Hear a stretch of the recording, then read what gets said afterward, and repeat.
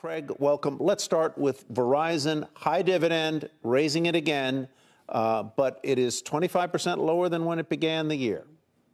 You know, Tyler, you look at the stock, and it's very clear looking at the chart that you're still making lower lows, lower highs in here.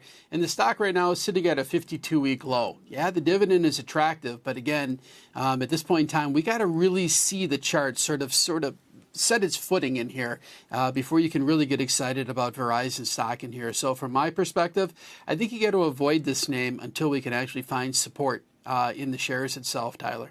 Craig, what about FedEx? Shares are down about 21% this year.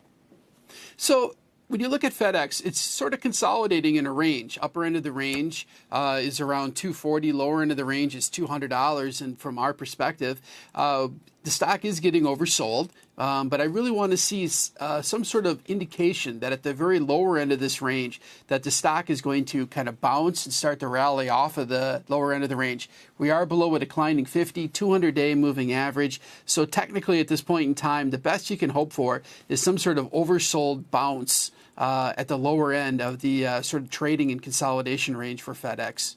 All right, let's move on to number 3. That would be Norwegian Cruise Line. What do you think here?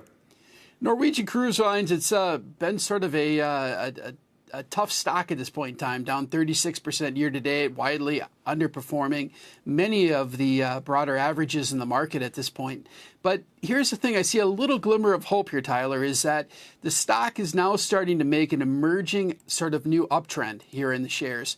And if you look at that uptrend and you compare it to where the long-term resistance comes into play, that's around 1650. So from my perspective, just looking at where we are now, we could probably see a nice trade back up to 1650, which is around 20 and change % upside from here, and probably looks among the most attractive among these 3 stocks here today for lunch. And the stock is up today on a note from Stifel, upgrading the stock to buy following the new launch of a new ship. In comparison to Royal and Carnival, you would still pick Norwegian, or is there a better buy within this space?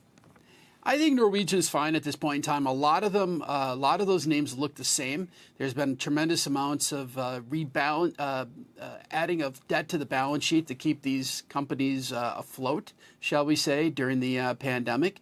And they've diluted their companies quite a bit. But overall, they look all about the same. I think Norwegian or Royal, probably among the 2 more constructive of the kind of big 3 names out there. Let's widen out our lens a little bit, Craig, and get your thought on the market generally, down 212 points on the Dow right now as we have begun September, which is seasonally not a particularly good month. Neither really is October. What do you see between now and year end? Tyler, all I'm seeing and hearing from people at this point in time is a tremendous amount of negativity. I haven't seen investors this negative on the market in quite some time, and I can understand why they are negative. The challenges that you have in Europe, the downturn that we've seen in the broader markets here to date, interest rates that have been going higher, the curve that is inverted, all these things. But here's the thing that I find interesting, is that the market is reflecting a lot of this. Some of the indicators that we've looked at, Tyler, they're tremendously oversold. They're at levels that we rarely see over the last 50 years. And when I see levels this low, I start leaning into the negativity, and this is where I want to start buying things. No change to my year-end objective of 47.75. Yeah, you know, I was going to ask you as you started to answer there, well, is all that negativity actually a good thing? And you answered it. Craig, as always, great to see you.